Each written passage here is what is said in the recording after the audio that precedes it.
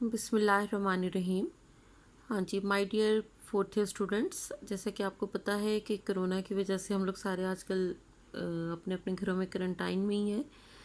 तो आप लोगों को जो है कि पेपर भी जो ट्रेडिशनल तरीके से नहीं बल्कि आपको देने पड़ेंगे ऑब्जेक्टिव टाइप की तरह से। सिलेबस आप लोगों का कंप्लीट हो चुका है और अब जो है कि ऑनलाइन पेपर्स होंगे। जैसे आपने वर्चुअल यूनिवर्सिटी का नाम सुना होगा, वर्चुअल यूनिवर्सिटी में जैसे पेपर देते हैं तो वर्चुअल यूनिवर्सिटी में हिसाब किताब आपके पास एक तो ये कि इंटरनेट की एक्सेस होनी चाहिए और थोड़ी स्पीड का भी होना चाहिए ताकि आपको वो डिस्टरबेंस ना क्रिएट करे। और दूसरे आपको कंप्यूटर की मोबाइल की नो हाउ भी होनी चाहिए कि कंप्यूटर के बारे में आपको इस्तेमाल करना आपको प्रॉपर तरीके से आता हो और ताकि आप टाइम ना आपका वेस्ट हो। और तीसरे नंबर पे ये कि आपने जैसे डिटेल क्वेश्चंस किए हुए, अब वो डिटेल क्वेश्चन ट्रेडिशनल मेथड नहीं होगा बल्कि ऑब्जेक्टिव टाइप का जैसे होता है, जैसे आपने एफए में पेपर्स दिए थे उस तरीके से आपके अब पेपर्स होंगे। तो इसी सिलेबस को, क्योंकि आप लोगों ने ये थॉरली स्टडी की हुई है पूरा उसका पूरे सिलेबस का, तो इसी को आपने थोड़ा सा मोल्ड कर लेना है ऑब्जेक्टिव टाइप के हिसाब से कि आप इसको ऑब्जेक्टिव टाइप में कन्वर्ट कर देंगे।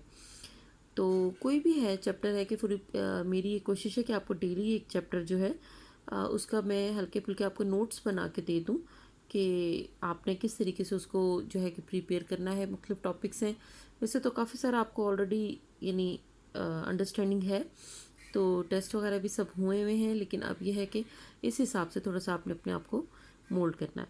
जो वेरी फर्स्ट चैप्टर हम मैक्रो इकनॉमिक्स में जो 60 मार्क्स का आपका पोर्शन है वो है क्लासिकल नज़रिए मुकम्मल रोज़गार।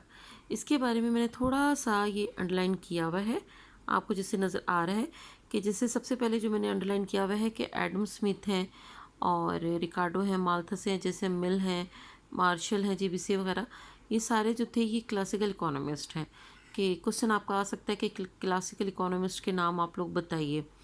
तो इसके अलावा जो है कि लेसेफेयर इकोनॉमी के बारे में भी आपसे पूछ सकते हैं कि लेसेफेयर इकोनॉमी दरअसल कहते किसको हैं और क्या हिसाब किताब है। और इसके अलावा जो रियल सेक्टर है, रियल सेक्टर की डेफिनेशन जो है कि वो मुख्तलिफ उसमें बता सकते हैं कि कौन से रियल सेक्टर कौन सा होता है, आपको मतलब ऑप्शंस दे देंगे इसके हवाले से। और जो है कि नज़रिया मुकम्मल रोज़गार जो है कि उसमें किन उसकी 4 मंडियाँ कौन कौन सी हैं, उन मंडियों के बारे में आपने डिटेल से तो नहीं, तो उन मंडियों के बारे में आपको बता सकते हैं कि किन वेरिएबल्स के दरमियान में आपस में ये रिलेशनशिप है और इसकी क्लासिकल नज़रिया जो है कि उसकी बेस कहाँ से शुरू होती है। नेक्स्ट पेज देखिए, इसी पेज का पेज नंबर दैट इज़ 22। ये है बच्चे आप लोगों का, इसमें ये कि मुख्तलिफ है, जैसे आपको ये वेरिएबल्स जो हैं वो कुछ और वेरिएबल्स आपको दे सकते हैं, उसमें से आपको बताएंगे कि जो इकोनॉमिकल वेरिएबल्स हैं उसको आप टिक करें, जैसे उजरतें, कीमतें, शरह, सूद, मुनाफे वगैरह हैं। और क्लोज जो इकोनॉमी है उसको बता सकते हैं कि वहाँ पे क्या नहीं होता ऑब्जेक्टिव टाइप के उसमें। और फिर आगे जो आपकी इन्वेस्टमेंट है और आपकी सेविंग्स है उनका रिलेशनशिप किसके साथ है, ये वेरिएबल्स किस पे डिपेंड करते हैं, डिपेंडेंट वेरिएबल कौन सा, इंडिपेंडेंट वेरिएबल कौन सा है, और क्या चीज़ जो है कि वो आपकी फिक्स्ड होती है। और जो क्लासिकल उसमें कि अगर हम इसे ये कहते हैं कि ये शॉर्ट टर्म का मॉडल है तो उसमें क्या चीज़ फिक्स्ड होती है, तो उसमें आपको मुख्तलिफ आपको फैक्टर ऑफ प्रोडक्शन दे देंगे, तो उसमें से आपने चूज़ करना है कि जो कैपिटल है दैट इज़ फिक्स्ड।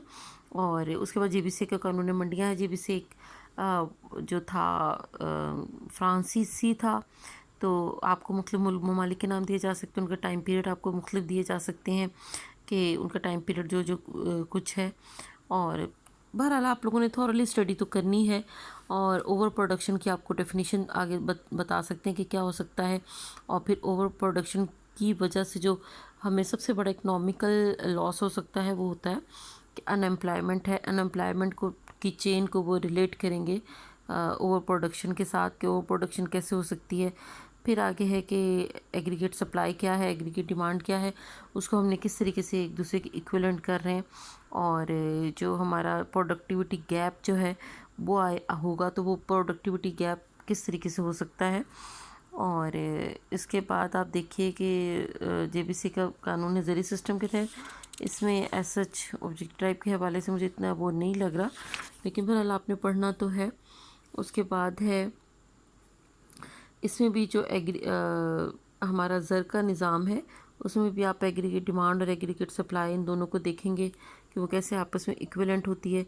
उसके बाद दोबारा रियल सेक्टर की डेफिनेशन हो गई है और क्वांटिटी डिपेंड्स अपॉन कि किस पे डिपेंड करती है in classical model, you know very well about it.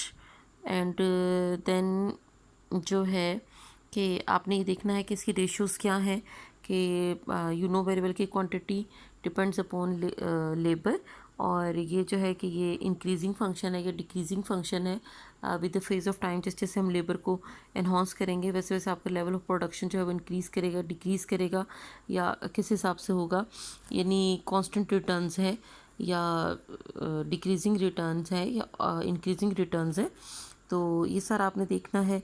इसके अलावा जो मार्केट फोर्सेस हैं वो आपसे पूछ सकते हैं कि मार्केट फोर्सेस दरअसल कौन कौन सी होती हैं। और इसके बाद ये देखिए कि ये जो मेहनत की मंडी है, इसी पेज के नीचे जो है कि इसमें मुख्तलिफ एक दो इक्वेशंस हैं आपको दी गई हैं कि ये B M P L is equal to W है, M P L dot P is equal to wages है। तो इसको जो अल्टीमेट हमारी इसकी ये पूरा सॉल्व करने का है कि M P L is equal to W over P. इसमें से कोई भी इक्वेशन आपको बता सकते हैं कि यानी जो लेबर मार्केट है वो कहाँ पे इक्वलाइज हो जाती है। आगे चलिए,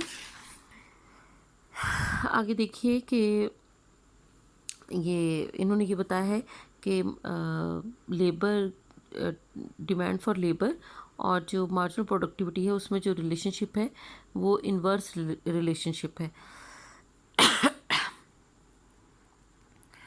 उसके बाद है कि जब हम कहते हैं कि एग्रीगेट डिमांड फॉर लेबर है तो उसको हम वर्टिकल तरीके से प्लस नहीं करते, बल्कि हम उसे हॉरिजेंटली जो है वो जितने भी ए बी सी डी जितने भी हमारे पास उन सबको हम हॉरिजेंटली जो है वो एक दूसरे को प्लस करने के बाद हमें मिल जाता है कि लेबर की जो है एग्रीगेट डिमांड क्या है। इसके अलावा एक ट्रेड ऑफ का यहाँ पे है मेहनत की रसद के ख़त में कि ट्रेड ऑफ है। ट्रेड ऑफ होता है कि आपने सेलेक्ट करना है कि आप कितने घंटे काम करेंगे और कितने घंटे आप आराम करेंगे। तो यानी ज़ाहिर है कि जितने घंटे आप काम करेंगे उतने घंटे आप आराम को कुर्बान करेंगे, या जितने घंटे आप आराम करेंगे आप अपने काम को कुर्बान करेंगे। तो उसके दरमियान में सिलेक्शन आपकी होती है आपके वेज रेट के मुताबिक। उसके बाद ये है कि नेक्स्ट जो है कि गैर ख़ुद इख्तियारी बेरोज़गारी पैदा हो जाती है। गैर ख़ुद इख्तियारी बेरोज़गारी जो है कि ये आर्टिफिशली है, जिसको आप लेवल कर सकते हैं कि जब सप्लाई ऑफ लेबर और डिमांड फॉर लेबर को के वेजिस के ज़रिए कि जब आपकी वेज रेट जो है अगर वो डाउनवर्ड गिर सकता है, कम हो सकता है, तो कभी भी आपकी ये जो अनवांटेड है या आप इसे अडॉप्ट नहीं करना चाहते, अनएम्प्लॉयमेंट जो है वो क्रिएट नहीं होती। नेक्स्ट जो है बच्चे ये डायग्राम आप देख लीजिएगा कि इसमें इंक्रीजिंग फंक्शन के हवाले से बताया गया है कि क्या है। उसके बाद ये कि आपकी जो कर्ज़े की मंडी है उसमें आपने सेविंग का देखना है, आपने इन्वेस्टमेंट देखना है, कहाँ पे ये दोनों वेरिएबल्स जो हैं वो रेट ऑफ इंटरेस्ट के हिसाब से एक दूसरे के साथ अटैच हो जाते हैं। सेविंग का पॉजिटिव रिलेशनशिप है रेट ऑफ इंटरेस्ट के साथ, इन्वेस्टमेंट का नेगेटिव रिलेशनशिप है, और इनके रिलेशन इनकी पॉजिटिविटी नेगेटिविटी जहाँ पे आपस में ये इंटरसेक्ट करेंगे वहाँ पे आपके जो रेट ऑफ इंटरेस्ट है वो फिक्स हो जाता है। और उसके बाद यहाँ पे देखें कि बहुत डिटेल से आपको ये बताया गया है कि आपकी जो कैपिटल गुड्स कौन सी हैं, आपकी कंजप्शन गुड्स कौन सी हैं, जो कैपिटल गुड्स के कंजप्शन गुड्स में जो आपने चीज़ें इस्तेमाल की हैं, उसके बाद आपके पास जो रकम बच जाएगी वो आप कैपिटल गुड्स पे इस्तेमाल कर लेंगे। उसके बाद लास्ट में है आखिरी जो इसमें है मंडी है वो है नज़रिया मिक़दार ज़र है, क्वांटिटी थ्योरी ऑफ मनी है, और इसमें भी ये कि जितना किसी चीज़ की पैदावार में इजाफा होगा उतना ही हमारे अखराजात में इजाफा हो जाएगा। पैदावार दरअसल हमारी सप्लाई है और जो अखराजात हैं वो हमारी डिमांड है। तो एग्रीगेट डिमांड और एग्रीगेट सप्लाई जो है वो आपस में बराबर हो जाते हैं। उसके बाद इन्होंने क्वांटिटी थ्योरी ऑफ मनी को आगे एक्सपेंड किया है कि कीमतों का नज़रिया भी है, उसके बाद ये कि नज़रिया मजमूई तलब भी है। कीमतों के नज़रिया जो है कि वो किस हिसाब से है कि क्लासिकल्स में जो आपका मनी का सिस्टम है वो जस्ट एक मीडियम ऑफ एक्सचेंज है। तो यानी मोनेटरी सेट तो बाद में ही कहते हैं ना कि मीडियम ऑफ एक्सचेंज नहीं है, बल्कि money it self is very important कि वो कई इकोनॉमी के काम करते हैं। लेकिन ये इन्होंने क्लासिकल्स कहते हैं कि मनी जो है वो जस्ट मीडियम ऑफ एक्सचेंज है। आपने एक चीज़ इसके बदले में ले लेनी है। उसके बाद है कि हकीकी मुतग़य्यरात आपसे पूछे जा सकते हैं, वो पैदावार, आमदनी और रोज़गार हैं। और जो है कि ये फंक्शन है कि कीमतों की सतह जो है वो ज़र की मिकदार का तफ़ाउल है।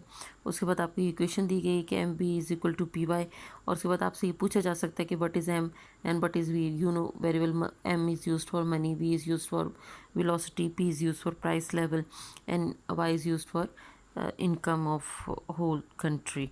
मैक्रो लेवल की सारी ही हो जाए। उसके बाद ये इक्वेशन है कि जी एन पी हमारी हमेशा बराबर होती है C plus I plus G, that is M B is equal to P Y.